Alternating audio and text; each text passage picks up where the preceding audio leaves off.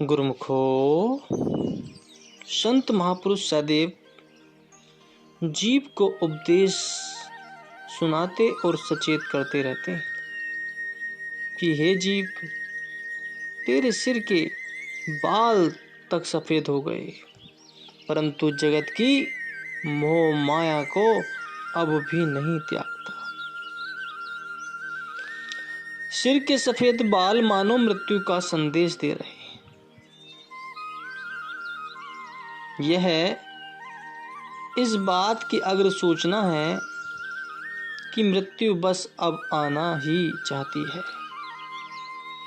तो ए नादान, आज अथवा कल तू भी जगत से उसी प्रकार उठ जाएगा जैसे कि तेरे देखते ही देखते कितने चले गए। संत सूरदास जी समझाते हैं कि हे प्राणी, इस जगत में आकर भला कौन रह सका है, फिर तू क्या जीवन का भरोसा करता है। जब प्रत्येक अवस्था में जगत को छोड़कर चले ही जाना है, तो फिर प्रमाद में पड़कर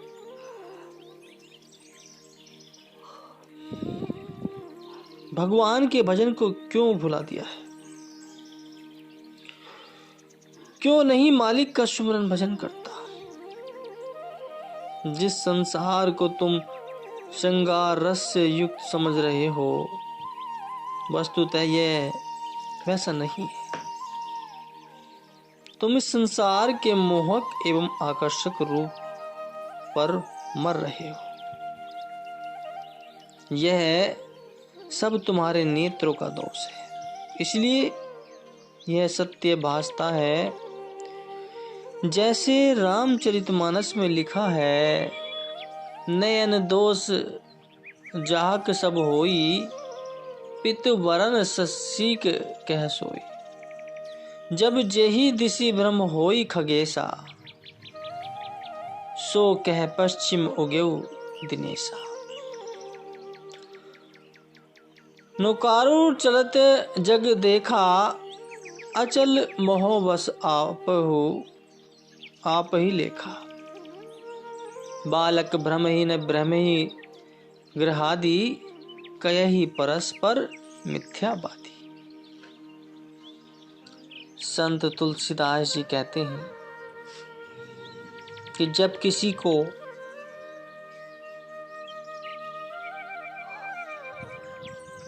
पीलिया रोग हो जाता है, तो वह चांद को पीले रंग का कहने लगता है। जब किसी को दिशा भ्रम हो जाता है, तब वह कहता है कि सूर्य पश्चिम से उदय हुआ है। नाव या रेल में आसीन व्यक्ति तट पर के वृक्षों और भवनों को चलता हुआ बताता है, तो भ्रमवश वह स्वयं को अचल समझता है। गोल चक्र में घूमते हुए बच्चों को मस्तिष्क जब चकरा जाता है, तो उन्हें सर्व दिशाएं तथा मकान घूमते हुए दिखाई देते हैं, परंतु होता सब असत्य और झूठा है। इसी प्रकार संसार का मोहक एवं आकर्षक रूप भी मिथ्या है। जैसे जिसकी आंख में भेंगापन होता है, उसे छोटी वस्तु भी बड़ी प्रतीत होती है। इसी प्रकार भ्रांतिपूर्ण देखने से संसार बड़ा दिखाई देता है, किंतु ज्ञान के लोचनों से देखने वालों की आंखों में इतना इसका कोई महत्व नहीं।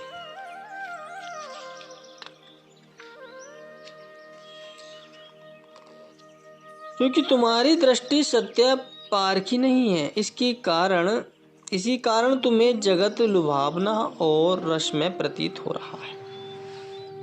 तुम बाह्य रूप रंग को देखने के अभ्यस्त हो चुके हो। इसी कारण जगत के रूप ने तुम्हें मोह लिया है।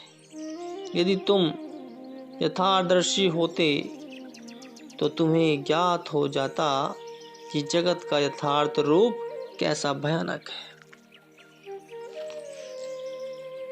कबीर साहब जी उपदेश करते हैं कि यह जगत मनुष्य का निवास स्थान नहीं है। अंत संसार को नष्ट तो होना ही है, इसलिए वह मनुष्य का साथ नहीं निभा सकता। अतः मनुष्य को चाहिए कि सद्गुरु के सच्चे नाम का आश्रय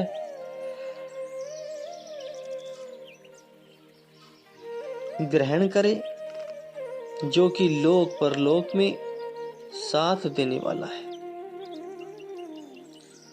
सद्गुरु का नाम ही जीव के लिए सच्चा शरण स्थान है। नाम के प्रताप से समस्त चिंताएं, कल्पनाएं, क्लेश एवं दुख स्वतः ही नष्ट हो जाते हैं। मनुष्य के जीवन में आनंद के महकते हुए पुष्प खिलने लगते हैं। नाम की कमाई से ही जीव मालिक के दरबार में उज्जवल मुख होता है। सद्गुरु के नाम के बिना मनुष्य का जीवन निराशाओं एवं असफलताओं से पूर्ण रहता है, क्योंकि नाम ही सत्य है और सब सुखों का भंडार है। कबीर आधी साखी यह कोटि ग्रंथ करी जान, नाम सत्य जग झूठ है सूरत शब्द पहचान। आधे दोहे में ही करोड़ों ग्रंथों का सारांश बताते हुए कबीर साहब जी कहते हैं कि एकमात्र मालिक का नाम ही सत्य है तथा जगत का सब कुछ झूठा एवं असत्य है। जिसे इस तथ्य की समझ आ गई वह जगत में सूरत को नहीं फंसाता। वह अपनी सूरत को सार शब्द के साथ जोड़कर मालिक की भक्ति में दिल लगाता है। नाम से दिल लगाने का यह मतलब नहीं कि संसार के व्यवहार से किनारा कर लो। अपितु महापुरुषों का कथन तो यह है कि जगत में रहकर जगत के भोग पदार्थों का उपयोग निसंदेह करो, आराम से करो, कोई दिक्कत नहीं है, परंतु इनके उपयोग में चित्त को न उलझाओ। अपने मन को इनसे बाहर निकालने की कोशिश करो, इसी में उलझकर नहीं रह जाओ।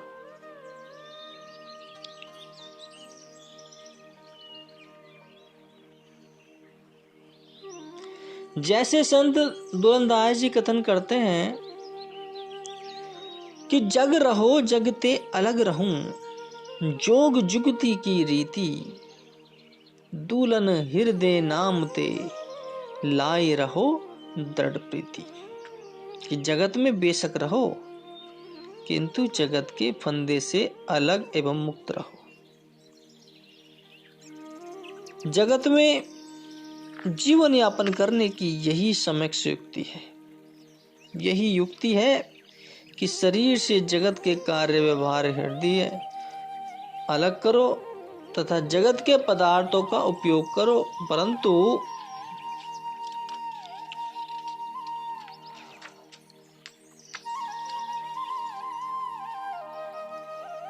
हृदय को मालिक के सच्चे नाम तथा मालिक के चरणों में जोड़कर रखो।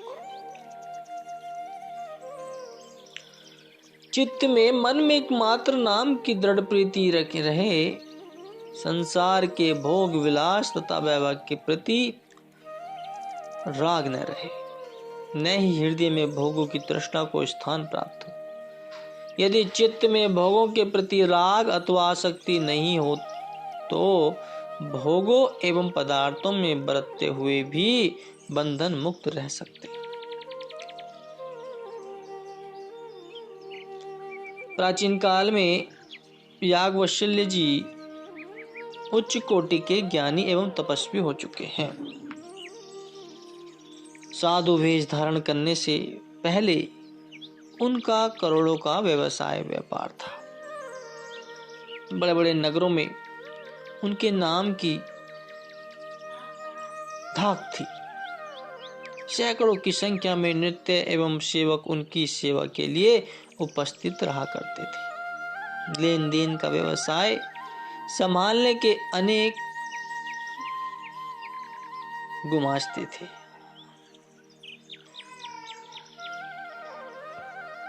भोग ऐश्वर्य का बाहुमूल्य था। तात्पर्य यह है कि किसी बात का भी कोई कमी नहीं थी, किसी बात का कोई अभाव नहीं था। सांसारिक सुख के सभी साधन उपलब्ध थे। एक महात्मा जी के सत्संग के परिणाम स्वरूप उनके मन में जगत के प्रति वैराग्य का अंकुर फूटा। जीवन की कटु अनुभूतियां द्वारा भी उन्हें यही शिक्षा प्राप्त हुई थी कि जगत में सार कुछ भी नहीं है, स्थायी कुछ भी नहीं है और न ही सांसारिक भोग ऐश्वर्य में मानसिक शांति तथा आत्म संतुष्टि का नाम है।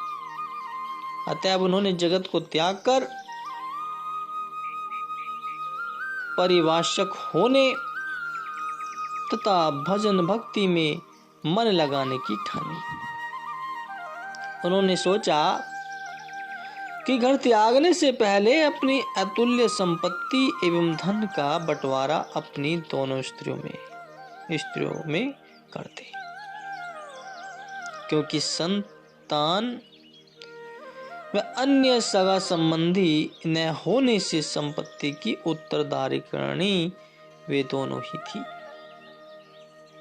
उन्होंने दोनों को बुलाकर कहा कि जगत के भोगों से मेरा मन उपराम हो गया है। मैंने अनुभव किया है कि सांसारिक ऐश्वर्य वैभवादि में मानसिक शांति की उपलब्धि असंभव है। अतः मन शांति की खोज में वन गमन करने का मैंने संकल्प किया है।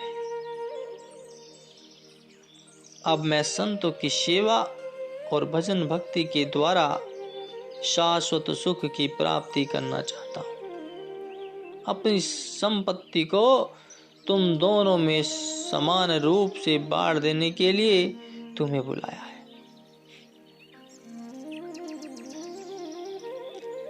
कात्यायनी तो तुरंत संपत्ति का अपना भाग लेने को तैयार हो गई, परंतु मैत्रेयी पति के मुख से धन विभाजन की बात सुनकर कहने लगी,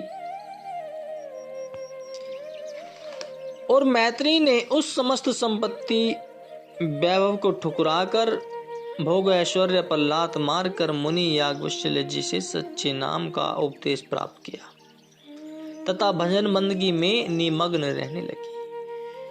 कुछ समय पश्चात मैत्रेयी की कात्यायनी से भेंट हुई। उसने उसको वैभव आदि में रहते हुए खुशहाल जिंदगी में रहते हुए खिन्न पाया। अतः मैत्रेयी ने पूछा, बहन, क्या आपको इन पदार्थों में सुख की प्राप्ति हुई है? उसने उत्तर दिया कि आपके मुखमंडल पर तो तेज छलक रहा है, आप तो शांतिमयी दिखाई दे रही है। इसके विपरीत मेरे हृदय में तो दुख अशांति की अधिक ज्वाला धधक रही है। हर समय मन चिंता में निमग्न रहता है। अब आप ही मुझे मन शांति का कोई उपाय बतलाइए। तब मैत्रेयी ने कहा, प्रिय, इस मायावी भोग पदार्थों में न किसी को सुख मिला है और न ही मिलेगा। यदि इन पदार्थों में सुख होता तो हमारे स्वामी इतनी संपदा को छोड़कर भजन सुमरन के लिए वन में न जाते। अतः आओ, आप भी मुनि जी से दीक्षा लो और मानसिक शांति प्राप्त करो। उसके सतुपदेश को मानकर कात्यायनी ने मुनि जी से नाम दीक्षा ली और भजन बंदगी करने लगी। कात्यायनी ने भी शेष जीवन भजन भक्ति में निमग्न होकर सरल जीवन व्यतीत किया तथा परम पद की प्राप्ति की। संतों ऋषियों मुनियों के जीवन का अध्ययन करने से यह ज्ञात होता है कि वास्तविक सुख, सच्ची शांति प्रभु की भजन बंदगी करने में ही समाई हुई है। संसार के सुख भोग तो अधिकाधिक दुख सागर के भंवर में डालने वाले हैं। जिसके हृदय में माया की एक इच्छा ने जन्म ले लिया, वह उसी की पूर्ति में लगा हुआ है। तो समझो, एक इच्छा के बीज से अनेकों इच्छाएं पैदा हो गई। इस प्रकार इन इच्छाओं को पूरा करने में सारा जीवन व्यतीत हो गया। न इनको इस जीवन में सुख शांति मिली और न ही इच्छाएं पूर्ण हुई। सत्पुरुषों ने फरमाया है कि आशा करतूं जगू मुआ, आशा मरे न जाई, नानक आशा पूरिया सच्चे सिरु चितुलाई। कि मानव जीवन की सफलता तथा मानव का ध्येय यही है कि सत्पुरुषों के वचन अनुसार जीवन यापन करे, इच्छाओं की अग्नि को प्रचंड न होने दे, सच्चे नाम में दिल लगाए। जब प्रभु भक्ति की एक आशा दिल में स्थान पा लेती है तो सब कामनाएं स्वतः ही पूर्ण हो जाती हैं। बोलो जयकारा, बोल मेरे श्री गुरु महाराज जी की जय।